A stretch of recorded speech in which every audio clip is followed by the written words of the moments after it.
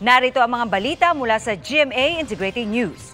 Nagsisidatingan na sa Darwin, Australia ang mga tauhan ng Philippine Air Force para sa isasagawang military exercises. Yan ang Pitch Black 2024, pagsasanay ng mga hukbong panghipapawid ng 20 bansa.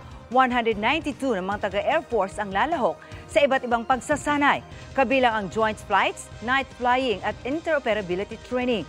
Tumulong sa pagpapadala ng Philippine Air Force personnel papuntang Darwin ang Royal Australian Air Force KC-30 Airbus aircraft. Naroon na ang ilang piloto ng FA-50 at kanilang support crew. Kada 2 taon ginagawa ang mga pagsasanay na layong palakasin ang military partnership ng mga bansa at paghahanda para sa seguridad ng rehiyon. Paglilinaw ng tagapagsalita ng contingent ng Philippine Air Force, hindi raw ito paghahanda laban sa anumang bansa. Para sa mas malaking misyon at mas malawak na paglilingkod sa bayan, ako po si Marisol Abduraman ng GMA Integrated News, ang News Authority ng Pilipino.